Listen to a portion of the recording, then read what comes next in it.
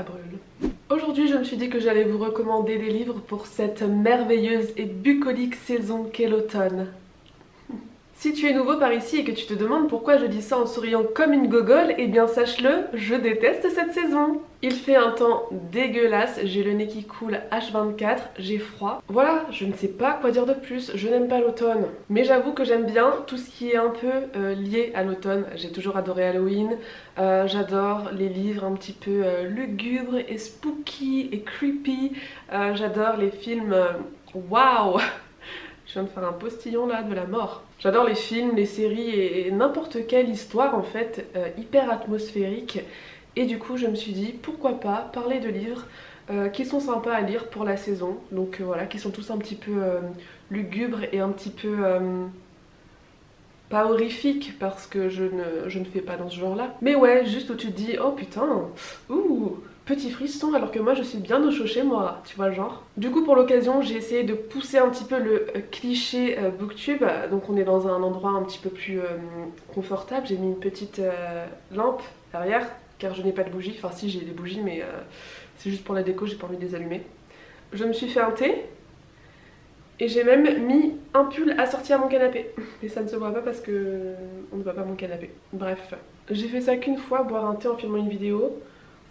C'est pas facile, hein. Je ne sais pas comment font les gens, ça doit être des pros. J'ai 6 livres à vous présenter, je me suis dit que plus ça aurait été trop. On part sur plusieurs genres différents comme d'habitude, mais ces livres ont tous en commun d'avoir une ambiance, une atmosphère, un setting un petit peu lugubre et sombre. Voilà, j'espère que ça va vous intéresser. Si vous avez vous-même des recommandations à me faire à moi ou à d'autres gens qui regarderont les commentaires, n'hésitez pas à nous les donner parce que c'est toujours ça de prix. L'île aux mensonges de Frances Hardinge, mystère. Ça se passe en 1860. J'ai des petits soucis aujourd'hui, hein. Ça se passe en 1860 et ça raconte l'histoire de Faith, qui est une jeune fille de 14 ans dont le père est pasteur et naturaliste. Un jour, on ne sait pas trop pourquoi, ils vont être obligés de s'exiler de l'Angleterre et d'aller vivre sur une petite île au large des côtes anglaises parce que son père aurait trahi la communauté scientifique, fait quelque chose d'atroce et du coup toute la honte s'abat sur leur famille et peut-être même un certain danger en plus de la honte. Arrivés sur cette île plus ou moins glauque où les habitants ne semblent pas hyper ravis de les accueillir, Faith va se rendre compte que il y a plein de choses qui se trament, des choses bizarres que son père lui a cachées, des choses en lien avec ce qu'il a commis en Angleterre, et elle va mener un petit peu son enquête toute seule, d'autant que son père se fait défourailler dès le début du roman, hein, dans mes souvenirs. Du coup, livrée à elle-même, elle va être un petit peu obligée de se débrouiller. L'île aux mensonges, c'était un roman jeunesse très sympathique qui déjà a cette ambiance automnale qu'on aime bien et qui en plus explore la condition féminine au 19e siècle, qui n'était pas... Je suis à court de mots, mais vous pouvez imaginer ce que je veux dire. Avec cette jeune héroïne qui a envie de devenir elle-même naturaliste et de marcher dans les traces de son père, alors qu'elle vit dans une société qui ne le lui permet pas. Et puis on a tout ce côté mystère, mensonge, un petit peu fantastique qui était hyper sympa. Et moi ça m'avait beaucoup plu. Je vous propose de continuer sur notre lancée jeunesse avec Coraline de Neil Gaiman que j'ai lu il y a plus d'1 an maintenant. Et alors ça, vraiment, c'est le petit bijou à lire d'une traite le soir d'Halloween si vous avez envie. Il y a quoi, 100 et quelques pages, c'est hyper court, c'est écrit gros, c'est de la jeunesse et ça se lit en 1 heure. Dans mes souvenirs, j'avais mis 1 semaine à le lire, mais ça c'est juste parce que c'est moi, ne vous en faites pas. Du coup j'ai hyper chaud avec ce thé et ce pull là, faut choisir, hein, comment font les gens. Coraline, c'est l'histoire d'une petite fille unique qui s'appelle Coraline, scoop, dont les parents travaillent beaucoup et sont assez absents. Et puis elle vient d'emménager dans une nouvelle maison qu'elle essaie d'apprivoiser et au final, comme elle s'ennuie puisque ses parents la laissent un petit peu se débrouiller toute seule et qu'elle n'a pas de frères et sœurs ni de copains, elle va découvrir un jour par hasard une porte dans son appartement qui d'ordinaire est toujours fermée à clé et qui d'ailleurs ne mène sur rien parce que c'est une porte qui a été condamnée. Et puis un jour elle va l'ouvrir. Alors déjà la porte peut s'ouvrir alors que d'habitude non, chelou. Et derrière cette fameuse porte, elle va découvrir son appartement à l'identique et ses parents presque à l'identique, si ce n'est qu'ils sont complètement flippants. Ils ont des boutons à la place des yeux et ils aimeraient que Coraline reste pour toujours avec eux.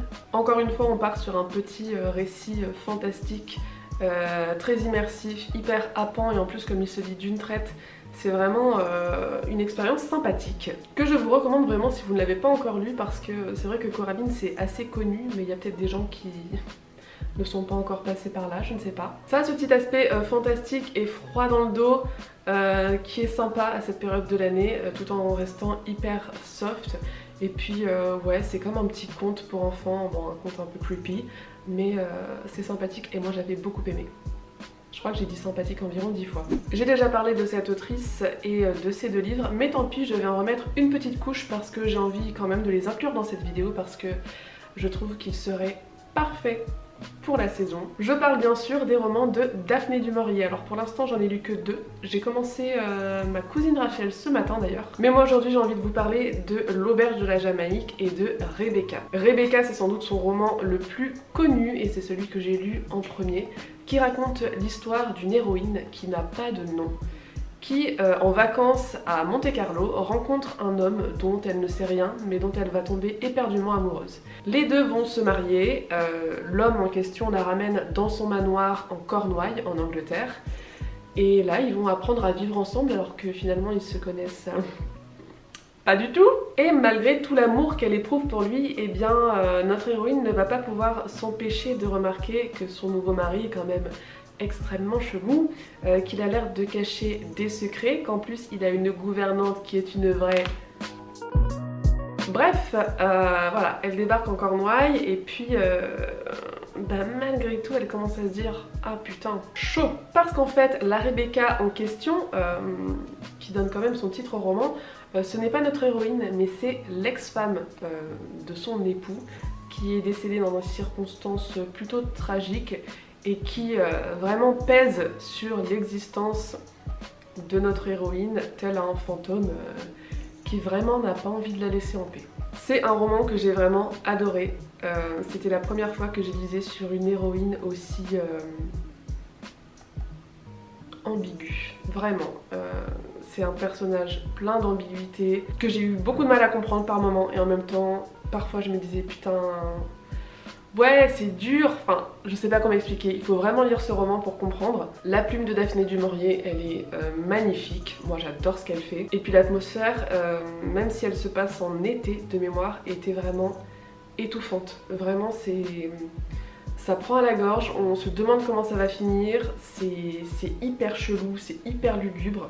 Et vraiment, moi ça m'a tenu en haleine jusqu'à la toute fin. L'Auberge de la Jamaïque, c'est une histoire très différente mais qui se passe encore une fois en Cornouailles, cette fois-ci en plein hiver. Et là on va suivre Marie Yélan qui est une jeune fille qui va vivre chez sa tante Patience à la mort de sa mère puisqu'elle n'a plus aucune famille. Et puis en arrivant chez sa tante, eh ben, elle se rend compte que elle s'est remariée avec un homme qui est plutôt détestable et qui est le propriétaire de cette fameuse auberge de la Jamaïque. Elle aussi va très vite se rendre compte qu'il y a quelque chose qui tourne pas rond, vu que sa tante Patience, qui était quand même autrefois plutôt enjouée et heureuse, est devenue complètement dépressive, et que son tonton Joss Merlin, bah, c'est un psychopathe.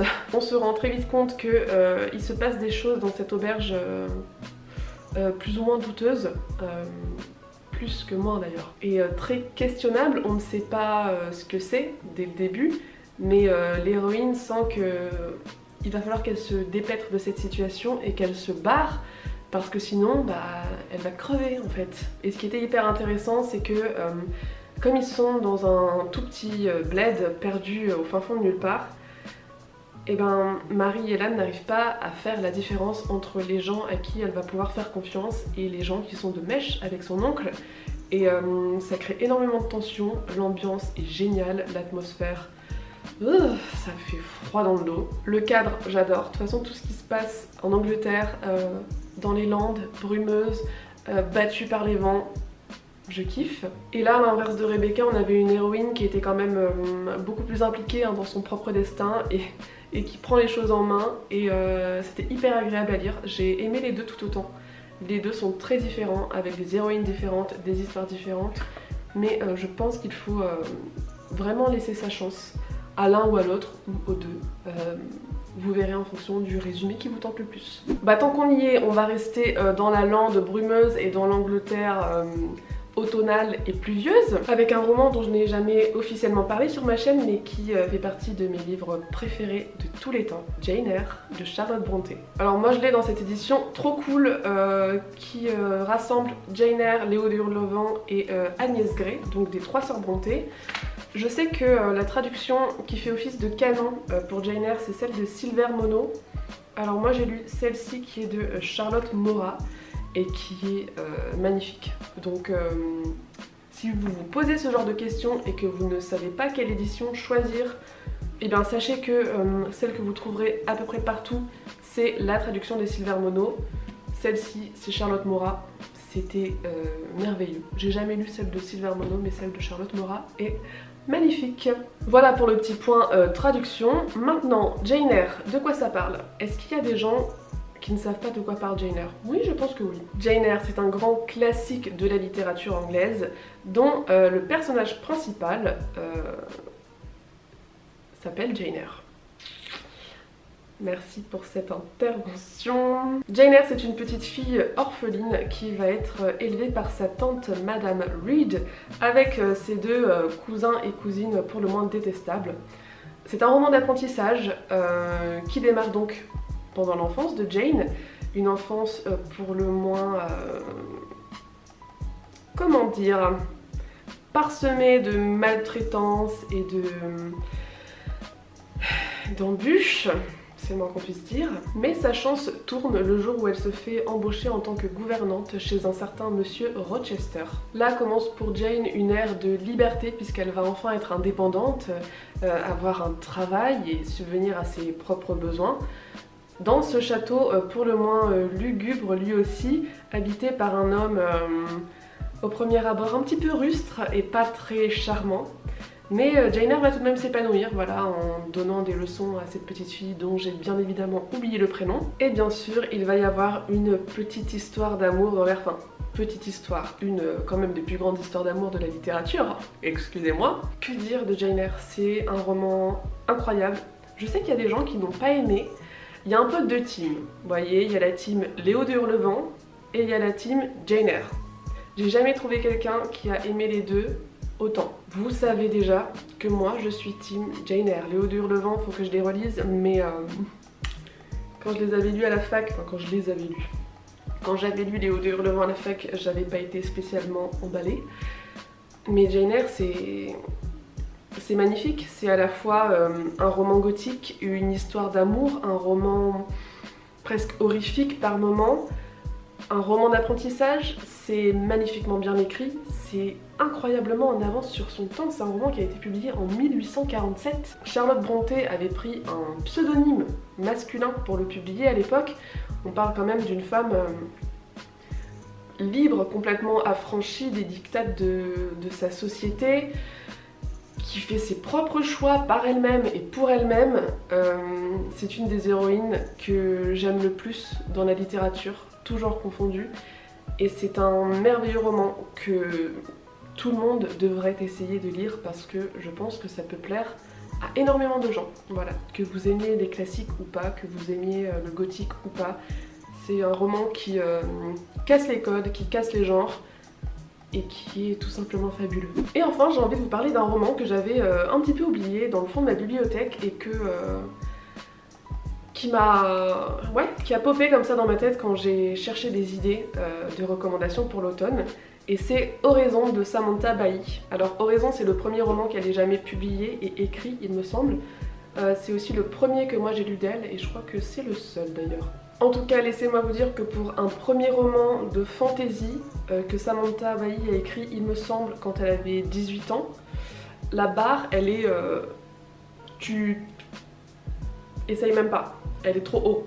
Honnêtement, je relirai bien ce livre parce que même si je me souviens des grandes lignes, il y a beaucoup de choses que j'ai oubliées. Et c'est un roman tellement foisonnant, avec tellement de storylines et de plots qui s'entremêlent que ça va être très difficile à résumer. Surtout que je l'ai lu il y a au moins 5 ans il me semble. Ici on se trouve dans un univers de fantasy où on va suivre une famille, la famille Manerian, qui se fait de l'argent sur un rite funèbre qui s'appelle l'oraison. Dans cette famille, il y a 3 sœurs. Une va être retrouvée assassinée dès le début du roman, et c'est de là que tout va partir. Et donc on va suivre la sœur aînée qui, elle, est à la capitale et qui va essayer de mener un petit peu sa barque entre les complots, une guerre qui pointe le bout de son nez et qu'elle a à tout prix envie d'éviter, et la deuxième fille qui, elle, se trouve ailleurs dans le royaume, dans une école dont elle va s'échapper, il me semble, pour pouvoir enquêter sur la mort de sa petite sœur. C'est vraiment très compliqué à résumer, mais en gros, dites-vous univers de fantasy, assassinat, guerre, mensonge, secret de famille, voilà. C'est marrant parce que quand j'ai lu ce livre, je l'avais beaucoup aimé, mais ça n'avait pas pour autant été un coup de cœur. Et puis en fait, quand je l'ai terminé, comment vous dire? Alors, la fin était genre, wow. Pour un premier roman, j'étais vraiment bluffée. Et puis je me suis retrouvée à penser à ce livre très longtemps après l'avoir terminé. Et ça en général, c'est plutôt bon signe. Je me demande vraiment comment l'esprit de Samantha Bailey a pu à 18 ans imaginer un truc aussi fou. Non seulement l'imaginer, mais en plus l'écrire et le publier, et que ça puisse être d'une qualité aussi ouf. C'est vraiment incroyable. Si vous êtes amateur ou amatrice de fantasy un peu dark, qui va mêler enquête, complot, meurtre, ce genre de trucs un peu crade, je vous recommande vraiment d'aller checker Oraison parce que c'était une super bonne surprise. Et là je suis en train de me dire, bah qu'est-ce que j'attends pour aller lire d'autres romans de Samantha Bailey en fait? Je sais pas. Voilà, c'est tout pour mes recommandations de l'automne. Vivement le mois de mai, j'ai envie de dire. N'hésitez pas à me dire si vous avez déjà lu certains de ces livres ou s'ils vous font envie. Donnez-nous aussi des recommandations. Quels sont des livres que vous adorez lire à cette période ou que vous avez lu précédemment et dont vous pensez qu'ils rentreraient? Vous avez compris. Et puis moi je vous dis à bientôt pour une prochaine vidéo. Bye!